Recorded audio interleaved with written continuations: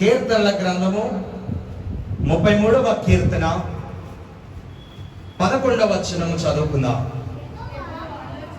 యెహోవా ఆలోచన సదాకాలము నిలుచును, ఆయన సంకల్పములు తరతరములకు ఉండును. సర్వోన్నతుడా నా యేసు రాజా, మీకే వందనాలు తండ్రి. చదవబడినటువంటి మాటల ద్వారా తండ్రి, నీ శ్రేష్టమైన మాటల ద్వారా మాతో మాట్లాడని, మమ్మల్ని బలపరచండి. మా ఆత్మీయ జీవితాన్ని మీ అరచేతిలో పెడుతున్నామయ్యా. మేము ఎలా జీవించాలో, ఎలా బ్రతకాలో, ఈ కడవరి కాలంలో ఏ విధంగా సాక్షులు ఉండాలో మాకు నేర్పించి నడిపించి సహాయం చేయమని అడుగుతూ యేసుక్రీస్తు పరిశుద్ధ నామమున ప్రార్థించి పొందుకుని ఉన్నాం పరమ తండ్రి, ఆమేన్. దేవుని బిడ్డలారా, ఇక్కడ దావీదు రాస్తున్నటువంటి కీర్తన శ్రేష్టమైనటువంటి కీర్తనలు. మనందరికీ తెలుసు, ఈ కీర్తనలు కొంతమంది రాసినటువంటి సముదాయం, అందరూ కలిసి సముదాయం, అది అన్ని కలిపినటువంటిది. అయితే ఇక్కడ దావీదు మాట్లాడుతున్నటువంటి మాట ఏంటంటే, యెహోవా ఆలోచన సదాకాలము నిలుచును, ఆయన సంకల్పములు తరతరములకు ఉండును. సంకల్పములు ఈరోజు మన ప్రసంగానికి మెయిన్. సంకల్పములు, వీటిని ఇంగ్లీష్ లో ఏమంటారంటే పర్పస్ అంటారు.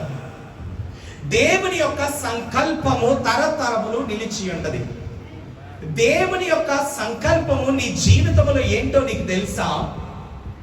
దేవుడు నీ ఎడల ఏ సంకల్పము కలిగి ఉన్నాడో నీకు తెలుసా? ఒకటి గమనించండి ప్రియదేవుని బిడ్డలారా, చాలా మంది పరలోక రాజ్యములో ఏమంటూ ఉంటారంటే, కొన్నిసార్లు నేను కూడా విని ఉన్నాను, ఆ విషయాలను బట్టి ధ్యానం చేసినప్పుడు దేవుడు బయలుపరుస్తున్న విషయాలు.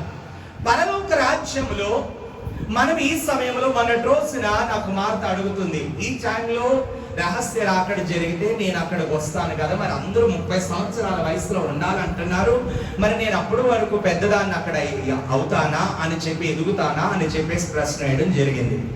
ఆ ప్రశ్నకు కొన్నిసార్లు సమాధానం ఒకటైతే, ఇక్కడ దేవుడు మాత్రం చెప్తున్నటువంటి విషయం ఏంటంటే, ఎవరైతే చిన్న పిల్లలు ఉన్నారో ఆ పిల్లలందరూ ఆత్మీయ స్థితిలో ఆల్రెడీ గ్రోన్ అప్, పెరిగిపోయి ఉన్నారు. హల్లెలూయా, హల్లెలూయా.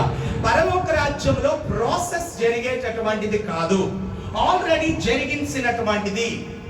దేవుని సంకల్పము తరతరములకు నిలిచి ఉంటది. దేవుని యొక్క పర్పస్, నువ్వు నేను ఇప్పుడు నేనే కనుక తక్కువ వయసు కలిగినటువంటి వాడిని ఉండి పరలోకం వెళితే అక్కడ నన్ను పెంచుదారేమో 30 సంవత్సరాల వయసు వరకు అని అనుకుంటాం, కానీ ఆత్మ కాబట్టి ఆత్మకు వయస్సు లేదు. హల్లెలూయా, హల్లెలూయా. ఆత్మకి వయస్సు లేదు. దేవుడు ఎలాగైతే నిర్ణయించాడో ఆ విధంగానే ఆ పరలోక రాజ్యంలో మనము స్థిరపరచబడి ఉంటాం. అయితే ప్రియదేవుని బిడ్డలారా, ఇక్కడ ఒక అద్భుతమైన విషయాన్ని తెలియజేస్తాను. ఆది కాండములోనికి వెళ్ళినప్పుడు, ఆది కాండము 1వ అధ్యాయము 27వ వచనం ఒకసారి చూద్దాం. ఆది కాండము 1వ అధ్యాయము 27వ వచనము. దేవుడు తన స్వరూపమందు నరుని సృజించెను, దేవుని స్వరూపమందు వాని సృజించెను, స్త్రీని గాను పురుషుని గాను వారిని సృజించెను. సృజించడము అన్న విషయాన్ని తెలుసుకుందాం. సృజించడము అంటే తయారు చేయడము, మేడ్ ఆఫ్. అర్థమైందా? సృజించడం, క్రియేటెడ్. హల్లెలూయా, హల్లెలూయా, హల్లెలూయా. స్తోత్రం. సృజించడము అంటే దేవుడు తయారు చేసినటువంటిది, క్రియేటెడ్. మొట్టమొదటిగా దేవుడి తన ఆలోచనలో ఏమనుకుంటున్నాడంటే, మన స్వరూపము మన పోలిక చొప్పున నరుని సృజిద్దాం అని అనుకున్నాడు. అదే విధముగా ఆయన సృజించాడు. సృజించడం అంటే అక్కడ లేనటువంటి దానిలో క్రియేట్ చేయడం. మొట్టమొదటిగా పురుషుని గాను స్త్రీని గాను సృజించాడు. అలాగే 2వ అధ్యాయము 7వ వచనం ఒకసారి చూడండి. దేవుడైన యెహోవా నేల మంటితో నరుని నిర్మించి వారి నాసికా రంధ్రములలో జీవవాయువును ఊదగా నరుడు జీవాత్మ. ఆయన మొదటిది సృజించడం, ఇక్కడ నిర్మించడం. ఆమేన్. ఈ రెండు విషయాలు చాలా ఇంపార్టెంట్. మానవ జీవితానికి తెలుసుకోవాల్సిన విషయాలు చాలా ఇంపార్టెంట్. మొదటిది సృజించడం, క్రియేటెడ్. దేవుడు ఆత్మ రూపములో తన స్వరూపము చొప్పున, తన పోలిక చొప్పున దేవునికి ఒక ఆలోచన వచ్చి ఉన్నది. ఈ రోజు ఒక భరోసా కలిగినటువంటి విషయం మీకు తెలియజేస్తున్నాను. మిమ్మల్ని మనలను దేవుడు సృజించాడు కాబట్టి మన ఎడల ఆయన సంకల్పములు తరతరములు ఉన్నవి. హల్లెలూయా. మన గురించి ఆయన మెదడులో ఆలోచన ఉంది. ఆమేన్, ఆమేన్. నువ్వు ఎప్పుడు పుట్టాలో, ఎప్పుడు ఈ లోకాన్ని వదిలిపెట్టాలో, ఎప్పుడు నిత్యత్వాన్ని అనుభవించాలో అది దేవుడు ఆల్రెడీ సంకల్పం నియమించి ఉన్నాడు. నీకు విరోధముగా రూపించబడిన ఏ ఆయుధము వర్తిల్లదు అని దేవుడు చెప్తున్నాడు. ప్రియమైన బిడ్డలారా, ఇక్కడ చూద్దాం. ఫామ్, ఇక్కడ మొదటిది ఏంటంటే క్రియేటెడ్, రెండోది ఫామ్ అంటే సృజించడం, నిర్మించడం. మొదటిగా ఆయన ఆలోచనలలో ఆత్మరూపములో సృజించేశాడు. సృజించిన వ్యక్తిని ఏం చేశాడంటే ఒక ముద్దను, మంటి ముద్దను తీసుకొని తయారు చేసి దానిలోనికి తయారు చేయడం, నిర్మించాడు. కాబట్టి దానిలోనికి ఆయన జీవవాయువు ఊదాడు. హల్లెలూయా. అయితే వేరియేషన్ చెప్తున్నా. ఎప్పుడైనా నీ ఇంటిలో ఉన్నటువంటి చిన్న పిల్లలు, 10 సంవత్సరాల పిల్లలకి ఇంటి బాధ్యత మీరు అప్పగిస్తారా? మాట్లాడాలి. అప్పగించనే. ఒకవేళ ఏదైనా సజెషన్ ఇచ్చినా దాన్ని తీసుకోవడానికి పెద్ద సముఖత చూపించు. ప్రియమైన బిడ్డలారా, గ్రహించండి. ఇక్కడ ఏంటంటే మరి ఆదాముకి సమస్తాన్ని ఏలుబడి చేయమని ఎందుకు అప్పగించాడు అంటే, ఆదాముని తయారు చేసిన తర్వాత నిర్మించినటువంటి రీతి ఏంటంటే 30 సంవత్సరాల వయసు. హల్లెలూయా. ఆదాముని 30 సంవత్సరాల వయసుతో నిర్మించాడు. అంతేకాకుండా ఆదాము ఎత్తు అంటండి 6 అడుగుల 5 అంగుళాలు అంటండి. హల్లెలూయా, హల్లెలూయా. 6 అడుగుల 5 అంగుళాలు. ప్రియమైన బిడ్డలారా, ఇంత ఎత్తుగా దేవుడు నిర్మించాడు. నిర్మించినటువంటి వ్యక్తికి అన్ని సమస్తము తెలియట్లేదు. అయితే ఆదాముని డైరెక్ట్ గా ఆయన ఏం చేశాడంటే క్రియేట్ చేశాడు, సృజించాడు. అండ్ వెరీ నెక్స్ట్ నిర్మించాడు. అంటే 30 సంవత్సరాల వయసు, 6 అడుగుల 5 అంగుళాల ఎత్తులో తయారు చేశాడు. తయారు చేసి ఇప్పుడు ఏమంటున్నాడంటే నువ్వు ఏలుబడి చెయ్యి. చిన్నపిల్లలకి ఏమి వివాహం చేయమే. ఒకవేళ దేవుడు ఆదాముని చిన్నపిల్లాడిగా చేస్తే అప్పటికప్పుడు నారి ఎక్కడొస్తుంది అంటే గ్రోన్ అప్. అయితే తయారు చేసిన తర్వాత ఈ ఆదాము విషయం ప్రక్కన పెడదాం, ఇలా పక్కనే ఉంచుదాం. అయితే యేసు ప్రభు గురించి చూద్దాం. నీ జీవితంలో ఏది జరగాలన్నా అది ప్రాసెస్ ప్రకారంగా మాత్రమే జరగాలి. హల్లెలూయా. దేవుని సంకల్పం ఏంటంటే నీ జీవితంలో ఒక ప్రాసెస్ ఉంది. నీ జీవితంలో ఒక పద్ధతి ఉన్నది.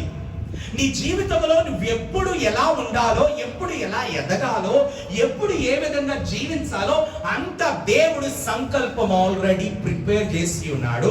ఆ సంకల్పాన్ని కాకుండా నువ్వు వేరే సంకల్పం. ఇప్పుడు చూడండి, గమనించండి. ఇప్పుడు నేను సేవకు దేవుడిని పిలుచుకున్నాను. ఇందాక సమయంలో దైవ సేవకురాలు చెప్తున్నాను, మమ్మల్ని సేవకు పిలుచుకున్నప్పుడు ఈ సేవలోనే దేవుడు మమ్మల్ని అభివృద్ధి పరుస్తాడు. ఆమేన్. అలా కాకుండా ఈ సేవ చేస్తున్నాం కదా, దేవుడు సేవకు పిలిచాడు, ఇంకో సైడ్ బిజినెస్ చేద్దామంటే దానిలో ఫ్లరిష్ చేస్తాడా దేవుడు? దానిలో అభివృద్ధి పరుస్తాడా? ప్రియమైన గ్రహించండి. చేయకూడదు అనేది నా ఉద్దేశం కాదు, కానీ నీ జీవితంలో ఒక ప్రాసెస్ ఉంది. ఆ ప్రాసెస్ ఏంటో దేవుడు ఈ రోజు పరిశుద్ధ గ్రంథంలో తెలియజేస్తున్నాడు. యేసు ప్రభు అయితే ఆదాములాగా డైరెక్ట్ గా సృజించబడి క్రియేట్ చేసినటువంటి ఆయన కాదు. తల్లి అయిన మరియా ఒక మట్టి ముద్దను తీసుకొచ్చో లేకపోతే మరొక ముద్దను తీసుకొచ్చో రూపం తయారు చేసి ఇదిగో నా పిల్లోడు అని చెప్పలే. ఇక్కడ యేసు ప్రభుకు ఒక ప్రాసెస్ ఉంది. యేసు ప్రభు తల్లి గర్భములోనికి వచ్చాడు. తల్లి గర్భములో వచ్చినది మొదలుకొని, ప్రారంభం నుంచి అవగాహన వచ్చింది మొదలుకొని, ఇంట్లో తల్లిదండ్రులు, కుటుంబ సభ్యులు, చుట్టుప్రక్కల వాళ్ళు చేస్తున్న ప్రతి విషయాన్ని అవగాహన చేసుకున్నాడు. హల్లెలూయా. ఇది ఆదాముకైతే లేదు. ఆదాముకి డైరెక్ట్ అటాక్, డైరెక్ట్ గా సీన్ లోకి వచ్చాడు. కానీ యేసు ప్రభు అలా రాలేదు. యేసు ప్రభు డైరెక్ట్ గా సీన్ లోకి రాలేదు. తల్లి గర్భంలో పుట్టాడు, ఎదిగాడు, తల్లి యొక్క ప్రేమ చూశాడు, తండ్రి యొక్క ప్రేమ చూశాడు, అందరిని చూశాడు, ఎదిగే కొలది అందరి తిరస్కారాలు చూశాడు, చేదరింపులు చూశాడు. ఇవన్నీ ఎక్స్పీరియన్స్, ప్రాసెస్. మానవ జీవితంలో ప్రతి ఒక్కటి ప్రాసెస్ ప్రకారంగా జరగాలి. ఈ రోజున చాలా మంది ఏం చేస్తున్నారు తెలుసా? చాలా ఇన్స్టాంట్ గా డబ్బులు సంపాదించాలనుకుంటున్నారు. ఎలా అనుకుంటున్నారండి? ఇన్స్టాంట్ గా డబ్బులు సంపాదించాలని చాలా మంది ఆ ప్రయత్నాలే డొంక తిరుగుతున్నారు. ఎట్ ఫైనల్ ఏం జరుగుతుందో తెలుసా? ఫెయిల్ అవుతున్నారు. అదే ప్రతిరోజు పనికి వెళ్ళి ప్రతిరోజు కష్టపడి వచ్చిన దానిని జాగ్రత్తగా దాచిపెట్టుకుంటూ పెరిగితే అది ఎక్కడికైనా పోతుందా? సకాలంలోనికి నీకు ఉపయోగపడుతుంది. హల్లెలూయా. అయితే ప్రస్తుతం ప్రతి ఒక్కరు ఏం చేస్తున్నారంటే ఆదాములాగా సీన్లోకి వచ్చేద్దాం అనుకుంటున్నారు. ఈ రోజు నీ జీవితంలో ఆశీర్వాదం రావాలంటే దానికి ఒక ప్రాసెస్ ఉంది. నువ్వు ఉద్యోగం సంపాదించాలంటే దానికి ఒక పరీక్ష రాయాలి. ఆ పరీక్షలో మార్కులు రావాలి. ఆ మార్కులు తగినటువంటి రీతిలో నువ్వు ఇంటర్వ్యూకి వెళ్ళాలి. ఇంటర్వ్యూకి వెళ్ళిన తర్వాత ఏ బ్రాంచ్ కావాలో కోరుకోవాలి. వాళ్ళు ఏ బ్రాంచ్ ఇస్తే ఆ బ్రాంచ్కు నువ్వు బయలుదేరి వెళ్ళాలి. ఇదంతా ప్రాసెస్. అలా కాకుండా నేను డైరెక్ట్ గా సీన్ లోకి వస్తానంటే కుదరదు. ఆదాము అలా జరిగించాడు కాబట్టి ఆదాము కేర్ తీసుకోలేకపోయాడు. గమనించండి ప్రియమైన బిడ్డలారా. అదే యేసు ప్రభు చిన్నప్పటి నుండి సాతాను శోధన ఏంటో తెలుసు, మనుషుల యొక్క వేదన ఏంటో తెలుసు, మనుషుల యొక్క తిరస్కారం ఏంటో తెలుసు, అన్నీ తెలుసు కాబట్టి ప్రతి విషయంలో తెలివిగా ముందుకెళ్ళారు. హల్లెలూయా. ఈ మొదటి ఆదాము కడపటి ఆదాము మధ్యలో ఇప్పుడు ఏం జరుగుతుందంటే మనం ఉండి ఉన్నాం. హల్లెలూయా. ఈ మనం ఎలాగా? మనము కూడా యేసు ప్రభులాగా పరిశుద్ధాత్మతో పుట్టినటువంటి వారమా? కాదు. మనం ఏంటంటే పాపములో పుట్టినటువంటి వారము. మొదటిది ఆదాము డైరెక్ట్ సీన్ లోకి వచ్చాడు. యేసు ప్రభు ప్రాసెస్ ప్రకారంగా వచ్చాడు. మనం ఇప్పుడు ఏం చేస్తున్నామంటే ఇటు చూస్తున్నాం. కానీ పుట్టడమే పాపములో పుడుతున్నాం. ఇప్పుడు పాపములో పుట్టినటువంటి మనము ఆదాములాగా వెళ్ళాలా, యేసు ప్రభులాగా వెళ్ళాలా? హల్లెలూయా. యేసు ప్రభు నమ్ముతున్నారు కాబట్టి యేసు ప్రభులాగా వెళ్ళాలని చెప్పకండి. యేసు ప్రభు గురించి మీకు పూర్తిగా తెలుసా? అందరికీ తెలుసా? హల్లెలూయా. హల్లెలూయా. యేసు ప్రభు గురించి అందరికీ బాగా తెలుసా? ఒకసారి యేసు ప్రభుని మాటల్లో పెట్టి దేవాలయం శిఖరం మీద తీసుకెళ్ళిపోయారంట. దేవాలయం శిఖరంకి తీసుకెళ్ళిపోయి ఏం చేస్తున్నారు తెలుసా? అక్కడి నుంచి నెట్టేయాలని ప్రయత్నం చేశారంట. ఈ విషయం తెలుసుకుని యేసు ప్రభు ఏం చేశాడు?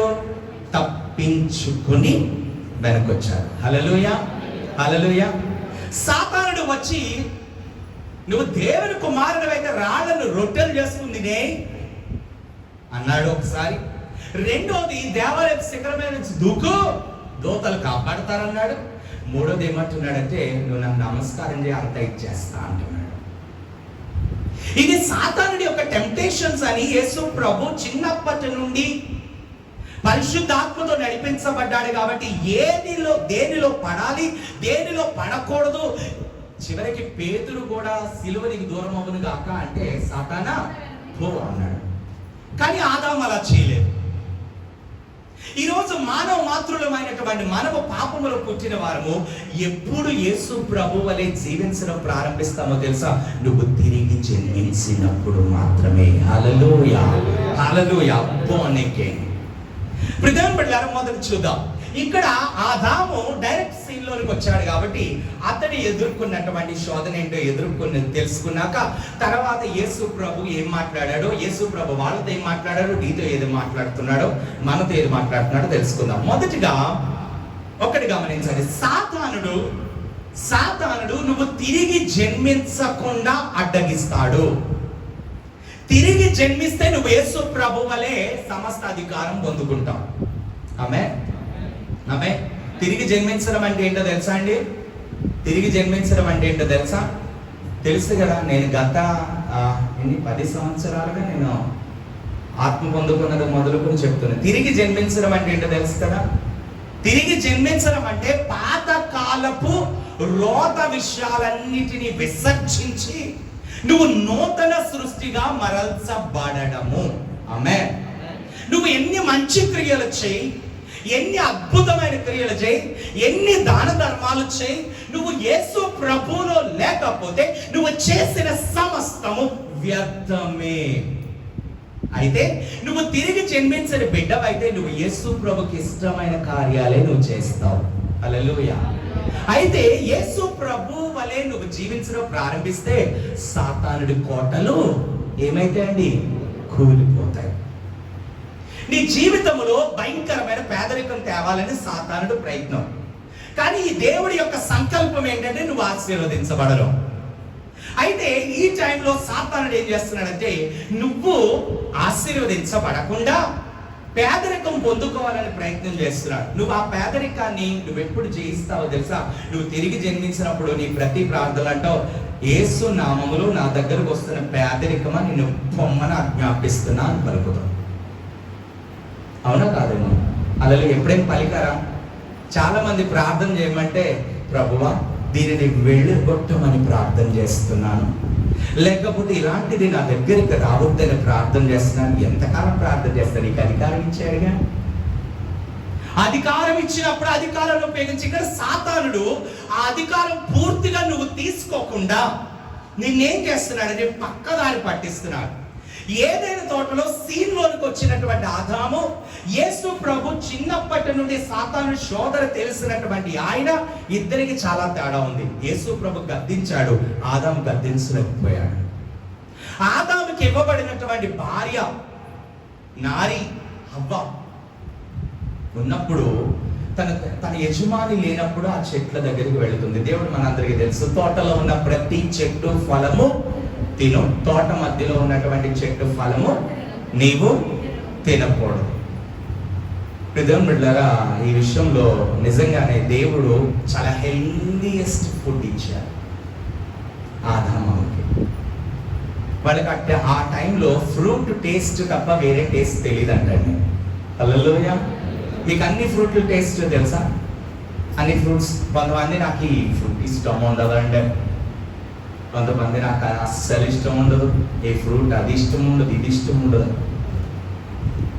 కొంతమంది ఆ ఫ్రూట్స్ అది ఇష్టం ఉండదు, ఇది ఇష్టం ఉండదు అంటారు. కానీ యేసు ప్రభు తండ్రి అయిన దేవుడు, యేసు ప్రభు అని ఎందుకు అంటున్నానంటే దేవుడు బూది గంధములకు పునాది వేసినప్పుడు అక్కడ ఉన్నాడు యేసయ్య. హల్లెలూయా.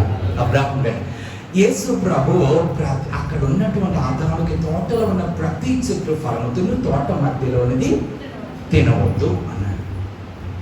తినవద్దు అన్నప్పుడు ఈ విషయము అప్పుడు ఒంటరిగా ఉన్నప్పుడు చెప్పాడు. తన భార్యకు చెప్పే ఉంటాడు, చెప్పకుండా ఏముంటాడు? వాళ్ళిద్దరేగా ఉండేది, మాట్లాడుకునేది. అంతకు మించి మాట్లాడేది ఎవరు ఉంటారు? వాళ్ళిద్దరు మాట్లాడుకుంటున్నారు, వాళ్ళతో పాటు దేవుడు మాట్లాడుతున్నాడు. దేవుడు వెనకాల దేవదూతలు వస్తూ ఉంటారు. దేవదూతలు మాట్లాడే పరిస్థితి కాదు, డైరెక్ట్ గా దేవుడే మాట్లాడుతుంటే దేవదూతలతో పనేముంది ఇక్కడ ఆదాముకి? అలాంటి పరిస్థితిలో ఆదాము తన భార్యకు చెప్పాడు. అయితే అక్కడ ఆ చెట్టు దగ్గరికి వెళ్ళాల్సినటువంటి పరిస్థితి వచ్చినప్పుడు వెళ్ళినప్పుడు అక్కడ రాయబడిన విషయం చూద్దాం. ఆదికాండము 3వ అధ్యాయము 1వ వచనాన్ని చూద్దాం. దేవుడైన యెహోవా చేసిన సమస్త భూజంతువులలో సర్పము యుక్తి గలదై ఉండెను. ఒకటి గమనించాలి, దేవుడిచ్చినటువంటి జ్ఞానము దేవునికి వ్యతిరేకముగా నిలబడే తత్వము. అది ఏ తత్వం అంటే సర్పం యొక్క తత్వం. చాలా మంది అంటూ ఉంటారు, చూడండి, చాలా మంది ఏం చెప్తుంటారు, ఒక చిన్నప్పుడు ఒక కథ వినేటటువంటి వాళ్ళము. ఒక వ్యక్తి అంట వర్షంలో తడిసిపోతున్నటువంటి పాముని గబగబా తీసుకొచ్చి ఇంట్లో పెట్టుకున్నాడంట. ఇంట్లో పెట్టుకున్న తర్వాత పాలు పోసాడు, వెంచక చల్లో ఉంటుందని దోపటి కప్పాడు, అంతా చేశాడు, అంతా బాగానే ఉంది. ఫైనల్ ఏం చేస్తుంది? ఏం చేయకపోయింది? కాటు అయిపోయింది. అలాగే చూస్తే మొన్నటి రోజున చెప్పాను కదమ్మా, అక్కడ బ్రెజిల్లోనూ స్విట్జర్లాండ్లోనూ ఎక్కడో కొండశిలను పెంచుకుంటుంది ఒక ఆమె. ఎల్లో కలర్లో ఉంది. ఆ కొండ శిలను పెంచుకుంటే అది చుట్టుకునే పడుకుంటుంది ఈవిడ దగ్గర. గత 3 రోజులుగా నీరసంగా ముడుచుకునే ఉంటుందని చెప్పేసి డాక్టర్ దగ్గర తీసుకెళ్తే డాక్టర్ అన్నాడంట, అమ్మా అది తన లోపల ఉన్నటువంటి నిన్ను మింగడానికి తను ప్రిపేర్ చేసుకుంటుంది, అందుకే ముడుచుకుంది, ఏం మెంటలా, అంతేగా అనారోగ్యం కాదు, ఇంకొక రోజు ఆగి నిన్ను మింగేస్తారు. ప్రజాపట్లారా, దేవుడు ఇచ్చినటువంటి దానిని దేవుని కొరకు నువ్వు ఉపయోగించగలగాలి. హల్లెలూయా. అయితే దేవుడు సృజించినటువంటి సమస్త భూజంతువులలో సర్పము యుక్తిని ఎవరివ్వాలి? దేవుడే ఇచ్చాడు. ఆ యుక్తి దేనికి ఉపయోగపడ్డది గమనించండి. ఎవరైతే వీక్ స్పిరిట్ ఉంటారో, ఎవరైతే బోర్న్ అగైన్ అవ్వకుండా ఉంటారో, ఎవరైతే కొంచెం అటు ఇటుగా ఊగిసలాడుతూ ఉంటారో వాళ్ళని ఈజీగా సాతానుడు అటాక్ చేస్తాడు. వాడికి తెలుసు. ఈ మధ్యాహ్న కాల సమయంలో నువ్వు కనుక అలాంటి పరిస్థితి ఉంటే కనుక రేపటి రోజున రహస్య రాకడలో నువ్వు దేవుడిని ఎదుర్కోవలసిన సమయం ఎదురైనప్పుడు నువ్వు కనుక సరైనటువంటి రీతిలో లేకుండా దేవునికి ఆయాసకరమైనటువంటి సాతానుడి యుక్తితో నువ్వు ఉంటే, నువ్వు వీక్ స్పిరిట్ గా ఉంటే, దేవుడు పరలోక రాజ్యము చేర్చుకోలేనటువంటి వీక్ గా నీరసంగా నువ్వు ఉంటే నువ్వు వేవబడతావు అన్న విషయం ఈ రోజున గమనించండి ప్రియమైన. ఇక్కడ మాట్లాడుతున్నటువంటి ఆ సాతానుడు మాట్లాడుతున్న సర్పం మాట్లాడుతున్న 3 విషయాలు. మొదటిది చూడండి, 3వ అధ్యాయం 4వ వచనం. అందుకు సర్పము, మీరు చావనే చావరు. మొదటిది, you will not surely die. మొదటి మాట ఏమంటున్నాడో తెలుసా? మీరు చావనే చావరు. ప్రియమైనలారా, సాతానుడి మాట ఎందుకు విన్నాడు? ఎందుకో తెలుసా? ఒక ప్రాసెస్ ప్రకారంగా వెళ్ళాలి. నీ భక్తి జీవితము నువ్వు ఆలయంలోనికి అడుగు పెట్టిన తర్వాత నేను ప్రసంగం వినిపోతాలేండి, నో. నువ్వు దేవుని ఆరాధించాలి, పాటలు పాడాలి, స్తుతించాలి, దేవుని వాక్యం నేర్చుకోవాలి, ప్రార్థన చేయాలి, దేవుడి నీ జీవితంలో ఏం చేస్తాడు దాని కృతజ్ఞత చెల్లించాలి. లాస్ట్ లో నువ్వు సమస్తాన్ని పొందుకుని సంతోషంగా బయటికి వెళ్ళాలి. ఇదంతా కాకుండా నేను ప్రసంగం మాత్రమేనండి, లేకపోతే నాకు ప్రార్థన మాత్రమేనండి. చూడండి మీరు వర్షిప్ చేస్తారు చూడండి, ఆ వర్షిప్ కూడా చాలండి నాకు. నో, నీకు ఒక ప్రాసెస్. విధానపడలారా, ఇక్కడ మీరు చావనే చావరు అని ఆ సర్పము హవ్వతో మాట్లాడినప్పుడు హవ్వకి ఆ సర్పం యొక్క మాట హృదయంలోనికి ఎక్కేసింది. మీరు చావనే చావరు అన్నారంటే ఉద్దేశము, దేవుడు ఏమన్నాడంటే తోటలో ఉన్నటువంటి ప్రతి చెట్టు ఫలము తిను, తోట మధ్యలో ఉన్నటువంటి చెట్టు ఫలము నీవు తినవద్దు, తిను దినమున నిశ్చయముగా చచ్చేదు. అక్కడ దేవుడు సృజించిన దేవుడు, నిర్మించిన దేవుడు ఏం చెప్తున్నాడంటే మీరు అది తింటే సస్తారన్నాడు. ఇక్కడ మోసం చేసేటటువంటి సర్పం ఏమంటదంటే మీరు చావరండి. ఏ మాట వినాలి? ఈ మధ్యాహ్న కాల సమయంలో నువ్వు ఎవరి మాట వింటున్నావు? ప్రియమైన బిడ్డలారా, యేసు ప్రభు అంటున్నాడు, నజరేయుడైన ఏ మనుష్య కుమారుడు యెరూషలేముకు వెళ్ళి శిలువ మీద చచ్చిపోవాలి, అనేకమైన శ్రమలు పడతాడు, కొరడాలతో కొట్టబడతాడు, చచ్చిపోతాడు అంటే వెంటనే పేతురు ఏమన్నాడు తెలుసా? అది నీకు దూరం అగునుగా, పక్కకు లాక్కెళ్ళాడంట. వెంటనే అది నీకు దూరం అగును కాక అనగానే యేసు ప్రభు అంటున్నాడు, సాతానా నా వెనకకు పొమ్ము. నీ శరీరం మాట కూడా నువ్వు వినకూడదు. ప్రియమైన బిడ్డలారా, దేవుని మాట రిజెక్టెడ్ గాడ్స్ టీచింగ్, రిజెక్టెడ్ దేవుని యొక్క మాటను తిరస్కరించిందామా? నిన్ను సృజించింది నీ దేవుడా, నిన్ను నిర్మించింది నీ దేవుడా, నీకు సమస్తాన్ని ఇచ్చింది నీ దేవుడా, నీకు సమస్తాన్ని ప్రపంచం ఎలా ఉంటుందో ఏ విధంగా ఉంటుందో సమస్తాన్ని చూపించింది నీ దేవుడా. అలాంటి దేవుడి మాట ఒకే మాట అంటున్నాడు, అన్ని తిను, ఒకటే తినొద్దు. యాపిల్ తిను, బనానా తిను, మొత్తం కస్టర్డ్ యాపిల్ తిను, మొత్తం అన్ని తిను, వాటర్ మిలన్ అన్ని తిను, జస్ట్ ఆ మధ్యలో ఉన్నటువంటిది ఆ చెట్టు ఫలం తినొద్దు అన్నాడు. Simple, very simple. నీకు ఏ టేస్ట్ కావాలంటే ఆ టేస్ట్ నువ్వు తింటున్నావుగా. ఏ టేస్ట్ కావాలంటే అది పొందుకునే విధంగా నీకు ఇచ్చాడుగా. తోటలో ఎక్కడ తిరిగినా సరే నువ్వు తినే కృపనిచ్చినప్పుడు ఆ ఒక్కదానిని తినకుండా ఉండాల్సినటువంటి నీవు నిన్ను సృజించిన దేవుని మాట కాకుండా ఎవరో చెప్పినటువంటి మాట మీరు చావనే చావరు అన్ని మాట విని చూడాల్సి వచ్చింది. హృదయం బిడ్డారా, దేవుని మాటను రిజెక్ట్ చేసింది హవ్వ దేవుని మాటను. ఎందుకంటే డైరెక్ట్ సీన్ లోనికి వచ్చేటటువంటి ప్రతి ఒక్కరికి చెప్తున్నాను ప్రియమైన బిడ్డలారా, నేను యేసు ప్రభువులో ఎంతో ప్రేమను అనుభవించాను, ఎంతో ఆనందాన్ని అనుభవించాను, యేసు ప్రభు యొక్క సమస్తాన్ని నేను అనుభవించాను. కాబట్టి ఈ రోజున ఏ పరిస్థితి వచ్చినా నేను యేసు ప్రభును వదిలిపెట్టాను అనేటటువంటి వారు ఎవరో తెలుసా? ప్రాసెస్ ప్రకారంగా వెళ్ళేటటువంటి వారు. నువ్వు సడన్ గా ఎవరో చెప్పారు యేసు ప్రభు గొప్పడంటండి, యేసు ప్రభు అద్భుతాలు చేస్తాడంటండి, యేసు ప్రభు మా ఇంట్లో ఉన్నటువంటి ₹1,00,000 10 లక్షలు చేస్తాడంటండి అంటే నువ్వు సీన్ లోకి వచ్చావు, నువ్వు ఖచ్చితంగా పడిపోతావు, ఖచ్చితంగా పడిపోతావు. దేవుడు అపోస్తలుడైన పౌలు దేవుడు ఏమని చెప్పిస్తున్నాడు తెలుసా? ప్రభువా, కరువైన ఖడ్గమైన వస్త్రహీనతైన ఉపద్రవమైన ఏ పరిస్థితి నీ ప్రేమ నుండి నన్ను ఎడబాసేది లేదు. హల్లెలూయా. స్టెఫెన్ అన్నాడు, మీరు రాళ్లతో కొట్టి చంపుతున్నారు, రాళ్లతో కొడుతున్నారు, కొట్టండి, కానీ నేను ఎవరిని చూస్తున్నా పైన. హల్లెలూయా. చెప్పండి కొట్టి మాయం పడదాం. హల్లెలూయా. నువ్వు దేవుని ప్రాసెస్ ప్రకారంగా రావాలి. నువ్వు ఒకవేళ ప్రాసెస్ ప్రకారంగా రాకపోతే దేవుడు నీ విషయంలో నీ జీవితంలో ఒకటి గమనించండి ప్రియమైన బిడ్డ, కడుపుతో ఉన్నటువంటి బిడ్డ 7 నెలలు పుడితే అబ్నార్మలా కాదా? అబ్నార్మల్నా? అయ్య బాబోయ్, ఎంత కంగారు పడాలంటే చాలా కష్టపడాలి. ఇంక్యుబేటర్ అంటారు, అదంటారు, ఇదంటే 7th month లో పుట్టిన వాళ్ళు ప్రతి ఒక్కరికి రకరకాల ఇన్ఫెక్షన్స్ అటాక్ అయిపోతూ ఉంటాయి. వాళ్ళకి ఇమ్యూనిటీ చాలా తక్కువ ఉంది.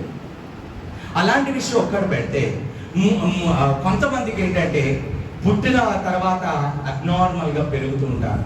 అబ్నార్మల్ గా పెరిగినటువంటి బిడ్డలను చూసి చంకలు గుద్దుకుంటూ గంతులేస్తాను బాధపడుతూనే ఉంటాం. వాళ్ళు చూసినంత కాలము బాధపడుతూనే ఉంటాం.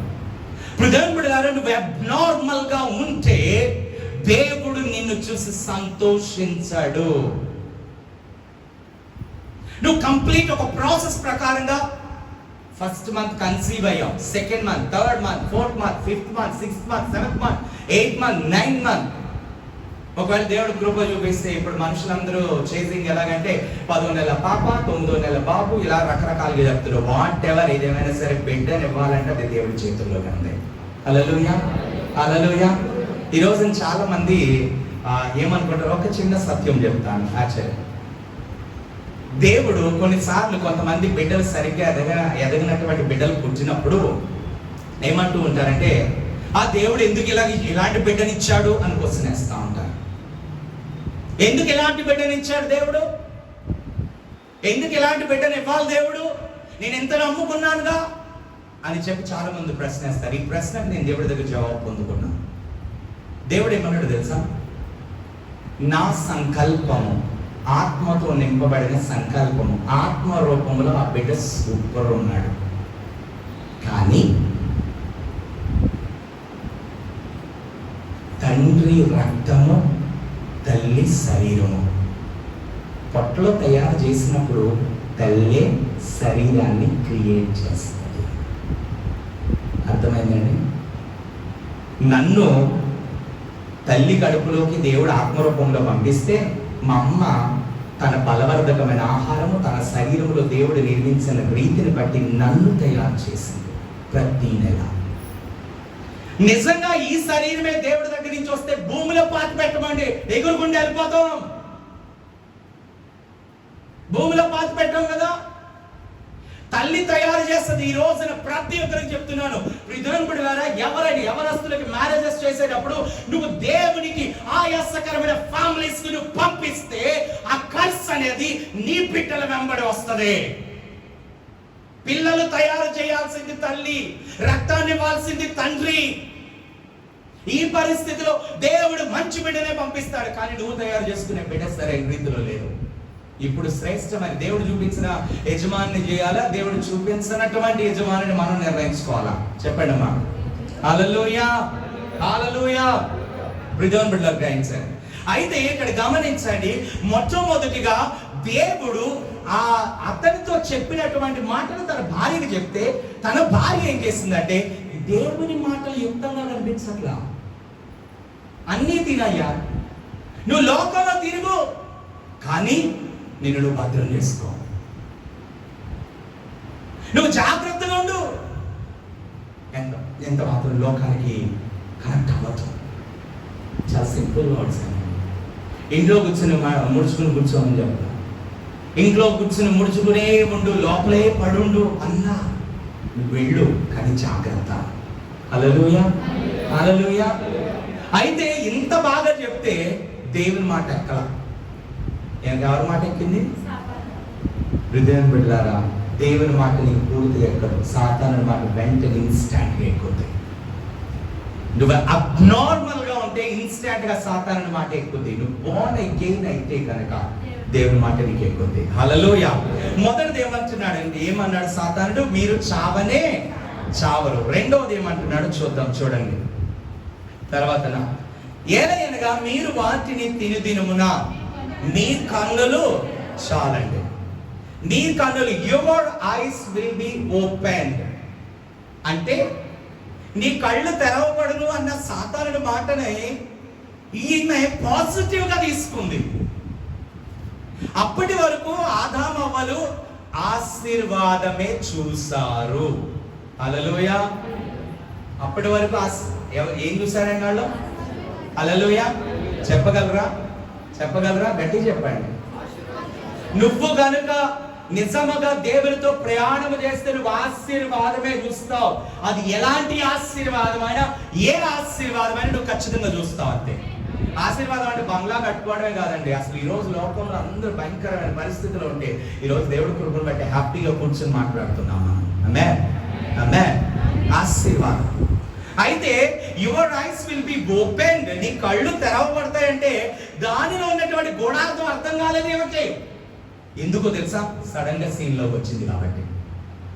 నువ్వు ప్రాసెస్ ప్రకారంగా వస్తే ఎదుటోళ్ళు తిట్టేదేంటో.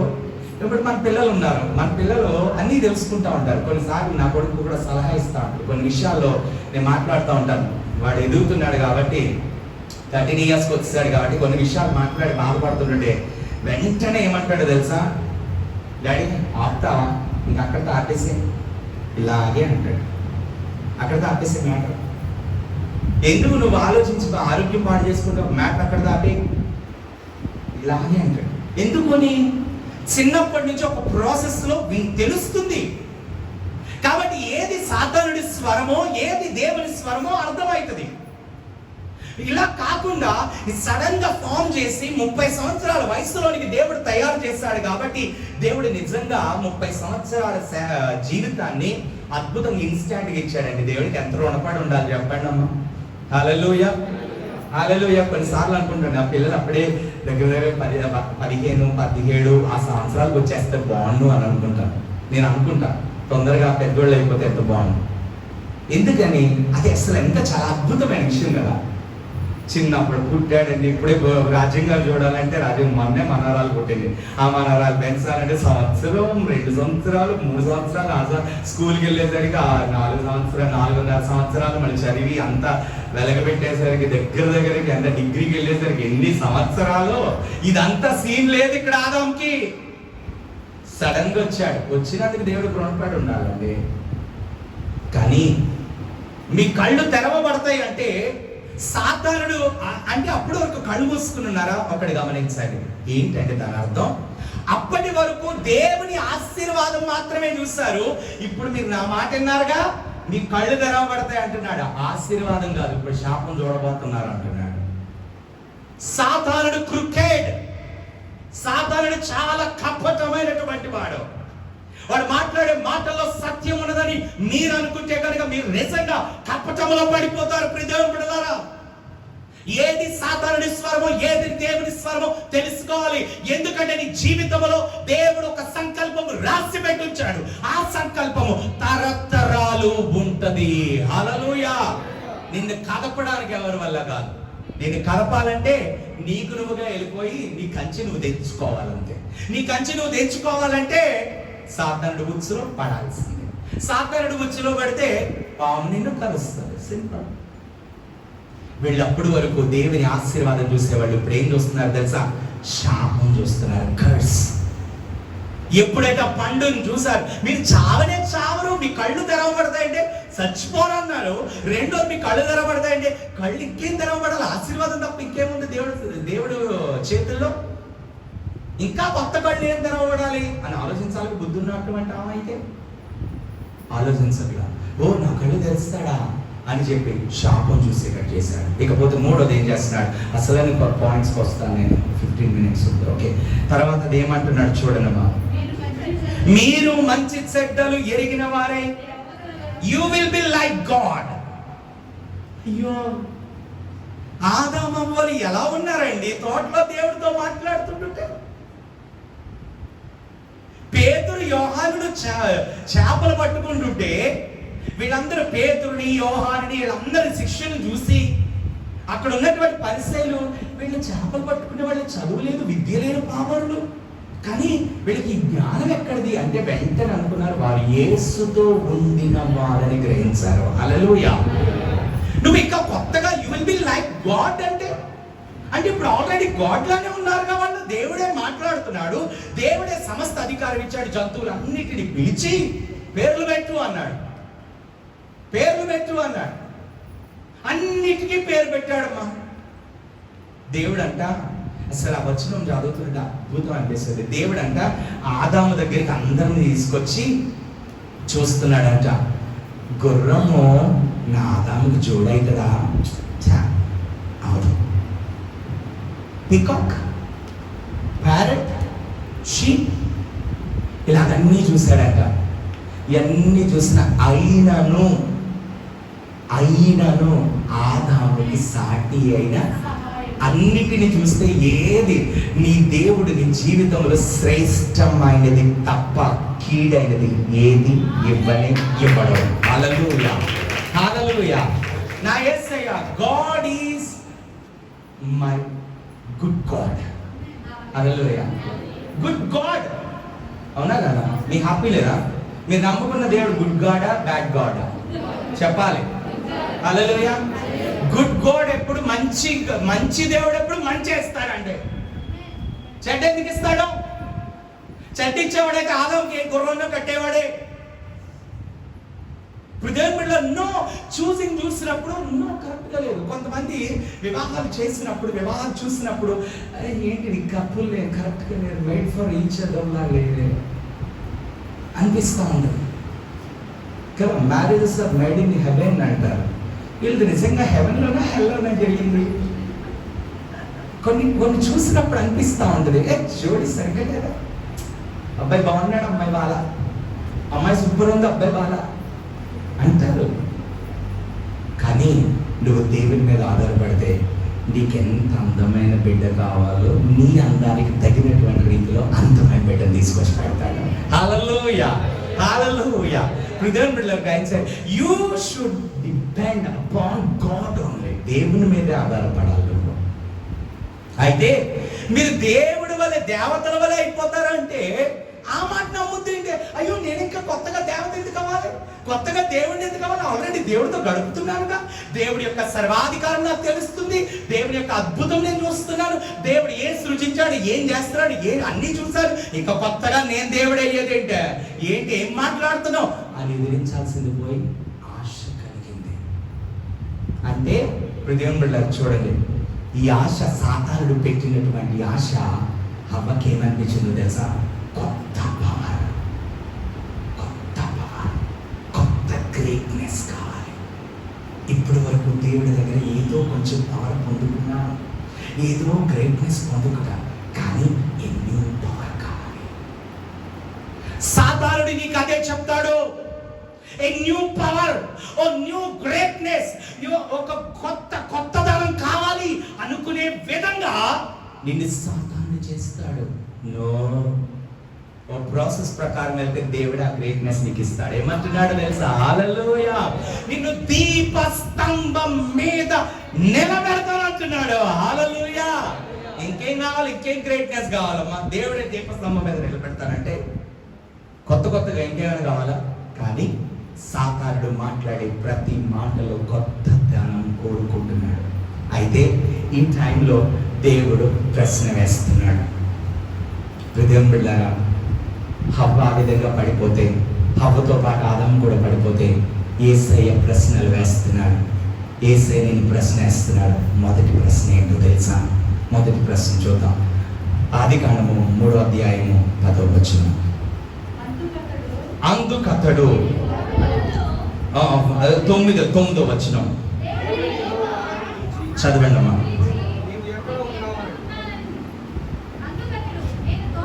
ఒక్క నిమిషం, 9 చాలండి. దేవుడైన యెహోవా ఆదామును పిలిచి, నీవు ఎక్కడ ఉన్నావు? Where are you? నువ్వు ఎక్కడ ఉన్నావు? ఒక్కసారి మిమ్మల్ని మీరు ప్రశ్నించుకోండి, నేను ఎక్కడున్నాను? మీకు ఆన్సర్ సూపర్ ఆన్సర్ వచ్చేస్తుందిలేండి. మీకు సూపర్ ఆన్సర్ వచ్చేస్తుంది కదా, చెప్తున్నాగా. ఎవరి కాళ్ళకే సూపర్ ఆన్సర్ వచ్చేస్తుంది. నేను సూపర్ ఉన్నాను, మీరే అలా మాట్లాడేది, నేను సూపర్. మీ దృష్టి ఆన్సర్ అలా ఉంటుందేమో. ఇక్కడ దేవుడు ఆదాముని ఎక్కడ ఉన్నావు అని అడుగుతున్నాడంటే, దేవుడికి కళ్ళేవా? దేవుడికి కళ్ళేవా?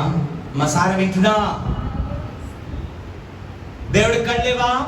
చెప్పాలి. ఉన్నాయా లేవా? గట్టి చెప్పండి. హల్లెలూయా. మరి దేవుడికి కళ్ళున్నా సరే ఎక్కడున్నావు అంటాడేంటి? అంటే దాని అర్థం ఏంటో తెలుసమ్మా? ఎప్పుడైతే దేవుని మాటను ప్రక్కన పెట్టి సాతానుడి మాట విన్నారో అప్పుడు సాతానుడి యొక్క టెరిటరీ ఆధీనంలోకి వెళ్ళిపోయారు. సాతానుడు ఆధీనంలోనికి వెళ్ళిపోయిన తర్వాత దేవుడి కళ్ళకి ఎవరు కనిపించరు. ఎందుకంటే సాతానుడు దాచుకుంటాడు, సాతానుడు దొంగ, వాడు మోకలో పెట్టేసుకుంటాడు, వాడు చీకటి. అప్పటి వరకు వెలుగులో ఉన్నటువంటి ఆదాము హవ్వలు అప్పుడే ఎక్కడైపోయారు తెలుసా? చీకట్లోకి వెళ్ళిపోయారు. చీకటి అంటే సాతానుడు ఆధీనంలోకి వెళ్ళిపోయారు. యేసయ్య బాధతో అడుగుతున్నాడు, ఆదామా ఎక్కడున్నావు నువ్వు? ఎక్కడున్నావు నువ్వు? అయ్యో, నేను వెలుగుతో చేశాను నిన్ను, నేను నా స్వరూపంలో చేసుకున్నా, నా పోలికలో చేసుకున్నా, నీకు వెలిగిచ్చా, గొప్ప అధికారం ఇచ్చా, పవర్ ఇచ్చా, అన్ని ఇస్తే ఇప్పుడు ఎక్కడికి వెళ్ళిపోయావు నువ్వు? ఎక్కడికి వెళ్ళావు? సాతానుడి యొక్క గుప్పెట్లోకి వెళ్ళిపోయావు. ప్రజానులారా, ఈ రోజు సాతానుడి యొక్క గుప్పెట్లోకి నువ్వు వెళ్ళిపోతున్నావు. వెళ్ళిపోతే దేవునికి నువ్వు కనబడవు, దేవునికి కనబడవు. సాతానుడి గుప్పెట్లోనికి వెళ్ళడానికి సాహసం చేయకండి ప్రియదేవులారా. సాతానుడు నిన్ను తీసుకెళ్లి ఎంచక్క శ్రేష్టమైన అధికారం ఇస్తాడు అనుకుంటున్నావేమో.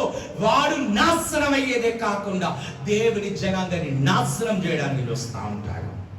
ప్రియదేవులారా, సౌలుని దేవుడు ఎంత క్లియర్ గా చెప్పాడంటే, యాక్చువల్లీ సౌలు దగ్గరికి ఇశ్రాయేల్ ప్రజలు వచ్చి మాకు రాజుగా ఉండాలి అంటే వెంటనే సౌలు ఏమంటున్నాడంటే, అయ్యో మా వంశము చాలా చిన్నది,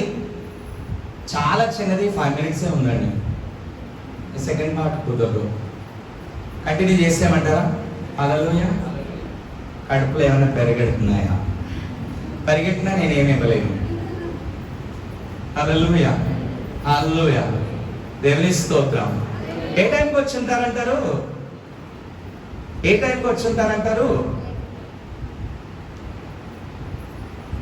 మీరందరూ ఎగ్జాక్ట్ గా వచ్చింది మార్తా ప్రభుదాస్ గారే లాస్ట్ వచ్చారు. ఎప్పుడు వర్షిప్ అయిపోయి వచ్చారు.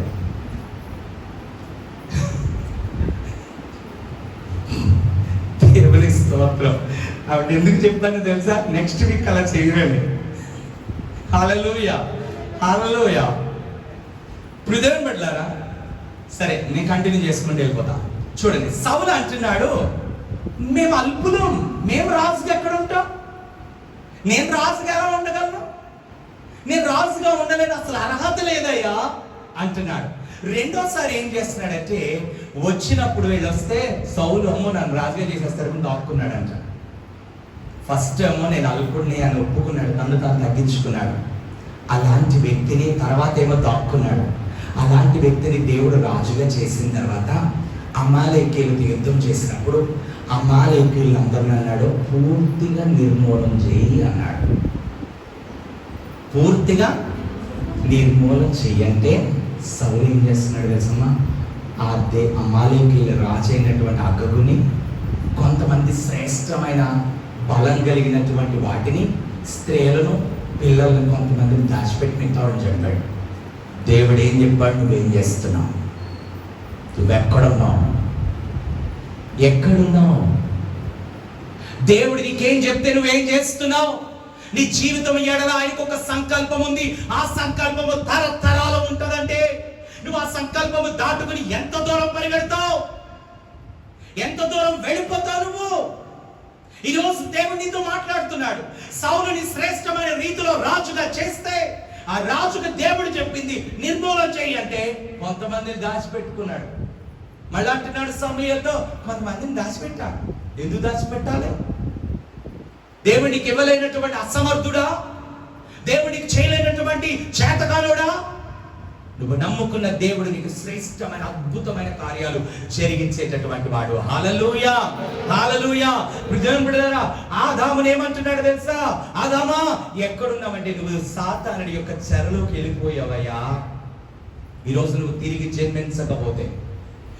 జన్మించకపోతే నువ్వు ఈజీగా సాతానుడి యొక్క బంధకాల్లోకి వెళ్ళిపోతావు. నీ ఆలోచన మారాలి, నీ తలంపులు మారాలి. యేసు ప్రభు వలె నడవడానికి ఇష్టపడుతున్నాను అన్నప్పుడు యేసు ప్రభు వలె జీవించడానికి ఎందుకు ఇష్టపడట్లేదు నువ్వు?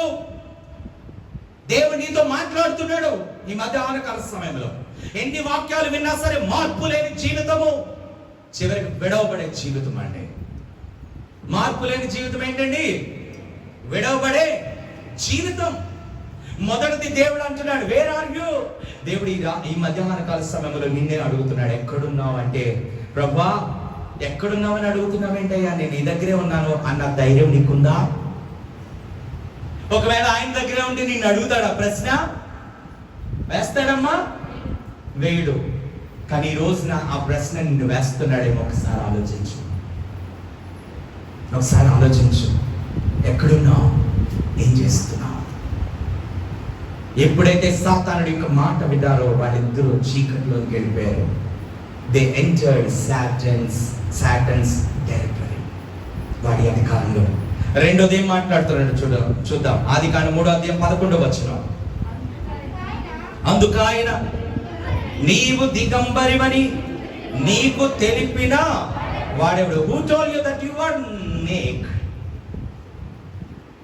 నీవు దిగంబరివని నీకు తెలిపిన వాడు ఎవడు?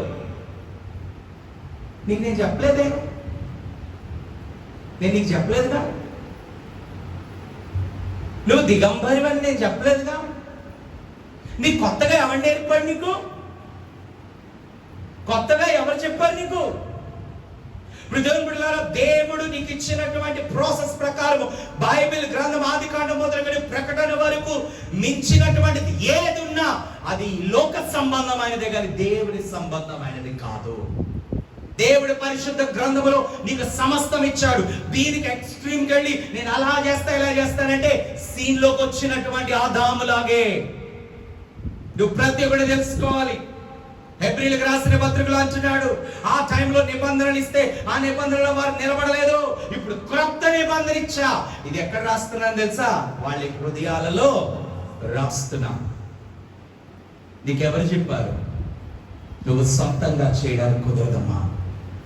ఒకసారి దేవుని మందస్సము ఫిలిస్తీన్లు తీసుకెళ్ళిపోయాక ఫిలిస్తీన్లు తిరిగి పట్టుకెళ్ళిపోమని దేవుని మందస్సాన్ని ఇచ్చారు. ఆ మందస్సాన్ని తీసుకొస్తున్నారు. ఇదంతా మనందరూ తెలుసు. మందస్సాన్ని తీసుకొస్తున్నారు. ఎలా తీసుకొస్తున్నారు? మందస్సాన్ని ఎలా తీసుకొస్తున్నారు? అమ్మ, మీ యజమానులు వచ్చారు, భోజనానికి టైం అవుతుందన్న ఆలోచనలు ఏమైనా ఉన్నాయా? ఆలోచన లేవు కదా అక్క? ఆలోచన ఏం లేదు కదా? దేవుని స్తోత్రం. హల్లెలూయా, హల్లెలూయా. మందస్సాన్ని ఎలా తీసుకొస్తున్నారు? అబ్బా, వాక్యం తెలుసున్నాడు మీరే మాట్లాడకపోతే ఇంక నేను ఎన్నిసార్లు చెప్పనమ్మా? ఎన్నిసార్లు చెప్పనయ్యా? మందసాన్ని ఎలా వేస్తున్నారు? ఎడ్ల బండి మీద తీసుకొస్తున్నారు. ఎడ్ల బండి మీద తీసుకొస్తుండగా మార్గ మధ్యలో ఒక ఎద్దు యొక్క కాలు మెలుకు తిరిగిపోవడం వల్ల వెంటనే ఈ మందసం పడిపోగానే వెంటనే వెళ్ళి పట్టుకున్నారు. ఎవరు? ఉజ్జా పట్టుకున్నాడు. పట్టుకోగానే ఏమైంది? ఉజ్జా అక్కడికక్కడే చచ్చిపోయాడు. అసలు మందసము మొయ్యాల్సింది ఎవరో తెలుసా? లేవీయులు. మందసం మొయ్యాల్సింది ఎవరు? లేవీయులు. ఫిలిస్తీన్లు తీసుకెళ్ళిపోతే ఈ ఫిలిస్తీన్లు మందసాన్ని ఏం చేసేవారు తెలుసా? ఎడ్ల బండి మీదే తిప్పేవారు. ఆ ఎడ్ల బండి మీద తిప్పుతున్నారు కదా అని చెప్పి, నీకు తెలుసు, దావీదుకు తెలుసు ఎడ్ల బండి మీద తిప్పుతున్నారు, మరి ఎడ్ల బండి మీద తిప్పుతున్నారని చెప్పి దేవుడికి చెప్పింది ఏంటి? లేవీయులు మోయాలని. మరి దావీదు ఏం చేయాలి? లేవీయులు వెళ్ళి మోసుకురండి అనాలిగా. అనకుండా ఫిలిస్తీన్లు ఏదైతే చేశారో అదే దావీదు కొనసాగిస్తున్నాడు. చెయ్యొచ్చా? మా తాత ఎక్కడో నెయ్యి నాకాడండి, ఇప్పుడు మూతి వాసన చూడండి అన్నట్టు. మా వాళ్ళందరూ చాలా గొప్పవాళ్ళని ఒక్కడు మాత్రం చెప్తున్నానమ్మా, నేను చాలా ప్రార్థనలు చేశాను, ఆ ప్రార్థనల జవాబు ఇప్పుడు వస్తుంది అని అనుకోద్దు. ఎప్పటి విశ్వాస ప్రార్థన అప్పుడే కార్యం జరిగిస్తుంది. హల్లెలూయా. మా అమ్మమ్మ చాలా ప్రార్థన చేసిందండి, నేను చేయను, తిని కూర్చుంటా. నీకెందుకు వస్తుంది ఆశీర్వాదం?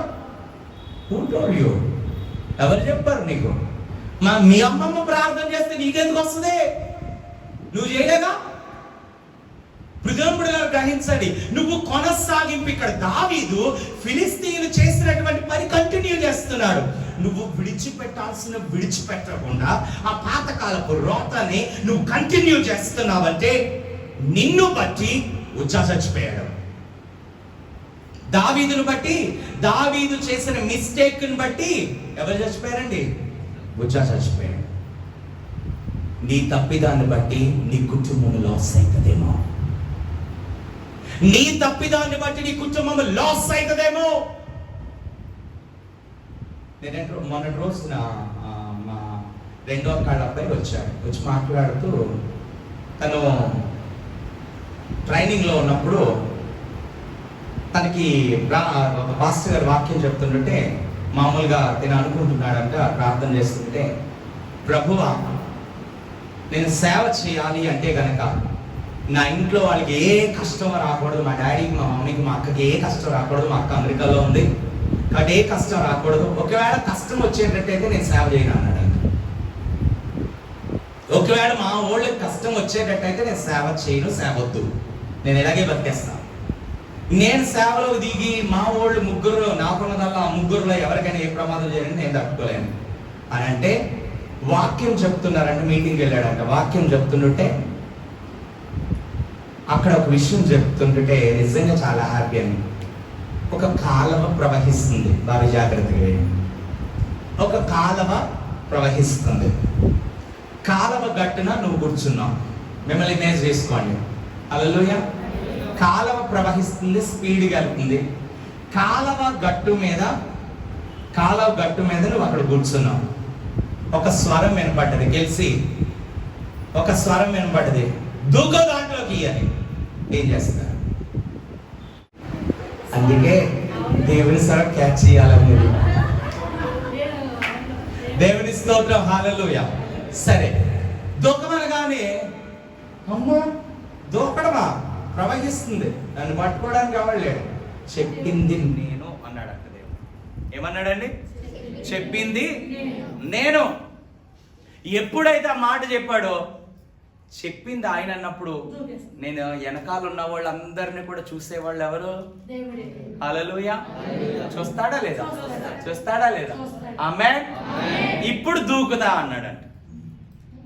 దేవుని బిడ్డలారా, నీ దేవుడు నీ జీవితంలో కొన్ని కార్యాలు చేయాలనుకున్నప్పుడు నువ్వు చేయాల్సిన పనులు ఉన్నాయి. లేదు నేను సీన్లోకి వస్తా అంటే కుదరదు. ఇక్కడ అబ్నార్మల్ గా పుట్టినటువంటి పిల్లలు సంకరేసుకుని వెళ్తే ఇప్పుడు నేనే ఎవరైనా సరే అబ్నార్మల్గా ఉన్న పిల్లవాడిని సంకనేసుకుని రోడ్డు మీద వెళ్తున్నానుకో, మీరు అందరూ గుమ్మాల్లోంచి బయటకు వచ్చి చూస్తారమ్మా. చూస్తారా చూడరా?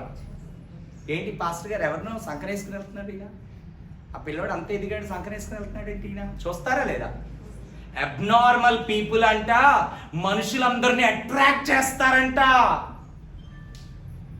ప్రాసెస్ ప్రకారంగా సేవలోకి పిలుచుకున్నటువంటి నా కొడుకుని తీసుకుని వెళ్తే, ఆహా పాస్టర్ గారు అలా కొడుకుని తీసుకెళ్తున్నాడు అంటారు. అవునా కాదా?